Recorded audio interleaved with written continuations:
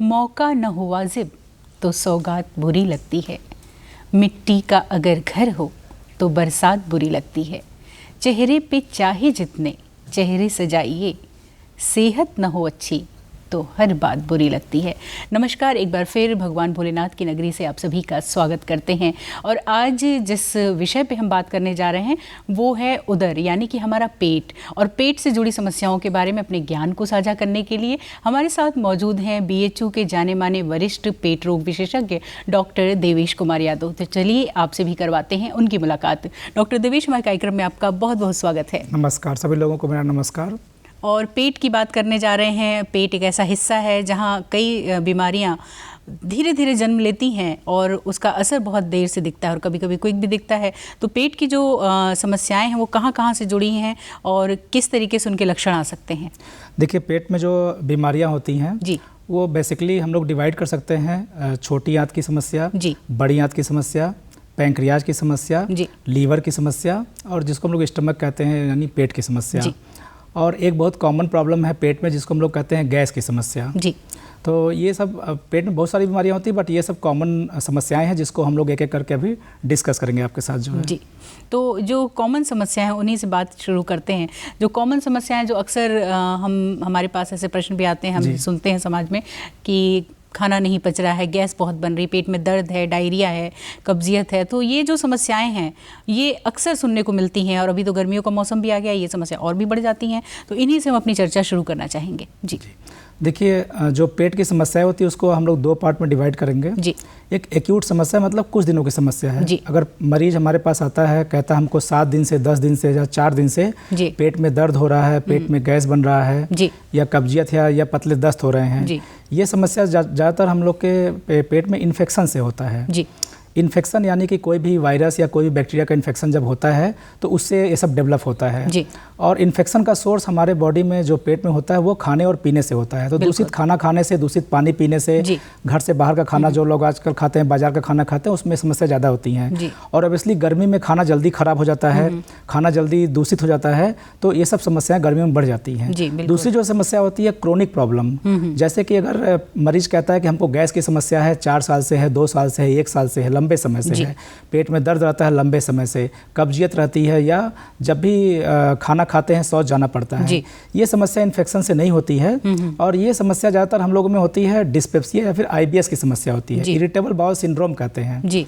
इसका जो मुख्य वजह है वो है अपना वातावरण, खराब खाना का सेवन, खराब जीवन शैली, जैसे दिन में सोना, रात में जगना, या रात में देर तक जगना, रात में देर तक मोबाइल का इस्तेमाल करना, घर के बाहर का खाना बहुत ज़्यादा इस्तेमाल करना, और साथ में मानसिक तनाव से ग्रसित होना। बिल्कुल, अगर आप के जीवन में बहुत उलझन है, आपके दिमाग में उलझन है, आप मानसिक तनाव से पीड़ित हैं, दुखी रहते हैं या डिप्रेशन में रहते हैं, तो आपकी जो पेट की समस्या है वो कई गुना बढ़ जाती है और आपको फील होने लगती है। तो अगर आपको इन सब समस्याओं से दूर रहना है तो मेरा सजेशन है कि आप घर से बाहर का खाना अवॉइड करें, सही समय पर उठें, सही समय पर सोएं, आप व्यायाम करें, आप योगा करें और मानसिक तनाव से दूर रहें। बिल्कुल।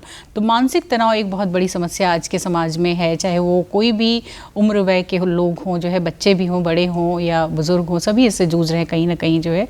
और जो समस्या जो एक बड़ी है वो है लीवर की समस्या सर। ये लीवर की समस्या क्या है, क्यों होती है, इसके लक्षण किस तरीके से आते हैं? तो इस फोरम पर हम लोग 2 बीमारी डिस्कस करेंगे, एक वायरल हेपेटाइटिस और दूसरा लीवर सिरोसिस, जो कि कॉमन है।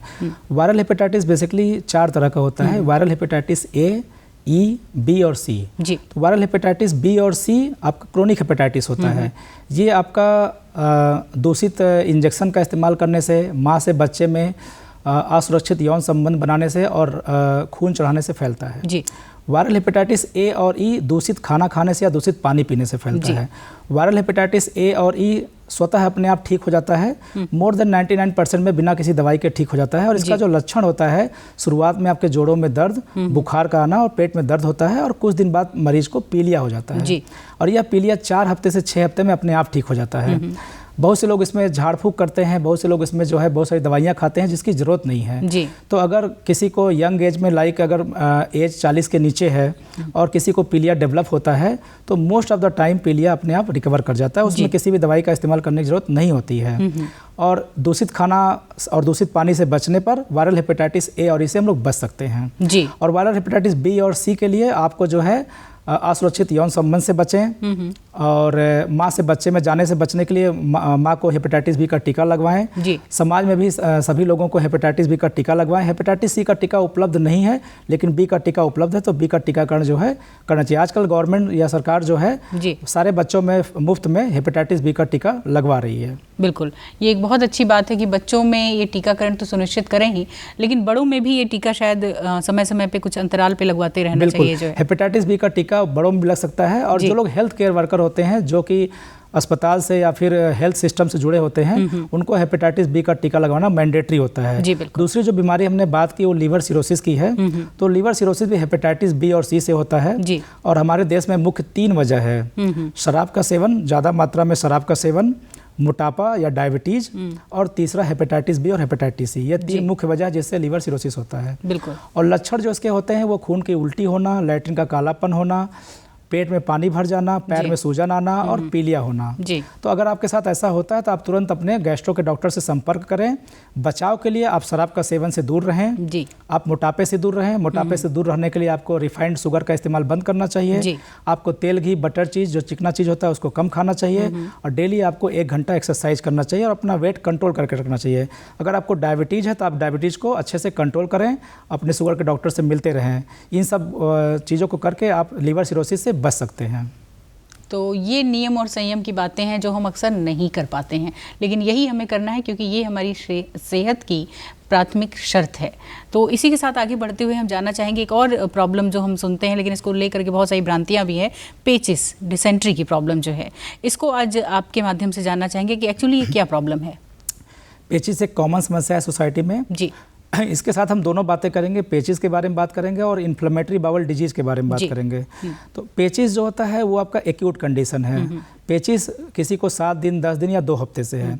बहुत से लोग कहते हैं हमको 4 साल से पेचिस पड़ रही है, वो गलत होता है। 4 साल से, 2 साल से या 2 महीने से पेचिस नहीं पड़ सकती है। पेचिस का मतलब होता है शौच में म्यूकस यानी सफ़ेद पदार्थ और खून का आना, साथ में हल्का हल्का पेट में दर्द, और टेनेस्मस कहते हैं। टेनेस्मस का मतलब होता है कि जब आप शौच जाते हैं तो आपको शौच करते समय शौच की मात्रा बहुत कम होती है, उसमें खून निकलता है और साथ में आपको फील होता है कि अंदर आपके शौच रह गया है, फीलिंग ऑफ इनकम्प्लीट इवैक्यूएशन।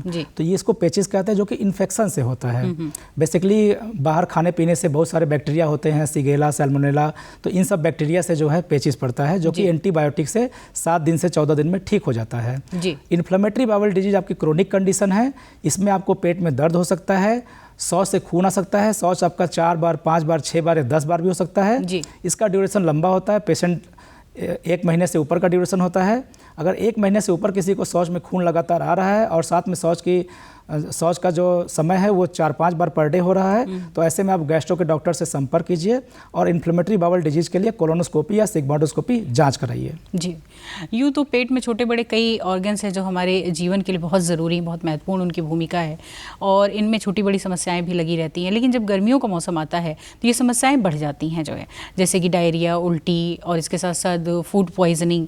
इसको लेकर के हम चाहते हैं कि आप हमारे दर्शकों से क्या कहना चाहेंगे। देखिए, गर्मी के मौसम में पेट की समस्या ऑब्वियसली बढ़ जाती है क्योंकि आप देखिए जो पेट की एक्यूट समस्या है, जो मैंने बताया कि आपको पतले दस्त का होना, उल्टी होना, पेट में दर्द होना, जो कि 4 दिन, 6 दिन, 10 दिन से है, डिहाइड्रेशन का होना, ये सब आपको इन्फेक्शन से होता है। यहाँ तक कि वायरल हेपेटाइटिस जो पीलिया होता है, ये भी आपको इन्फेक्शन से होता है।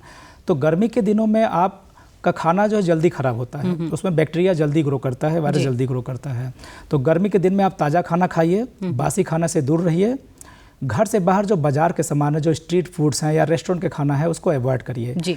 पानी शुद्ध पीजिए, दूषित पानी से दूर रहिए, और इन सब चीज़ों से आप अगर बचेंगे तो गर्मी में बीमारियों से बच सकते हैं। मेन जो समस्या होती है गर्मी में वो गैस्ट्रोएंटेराइटिस की होती है, जिसमें पेट में दर्द, पतले दस्त और उल्टियाँ हो सकती हैं, जिससे जान तक जा सकती है।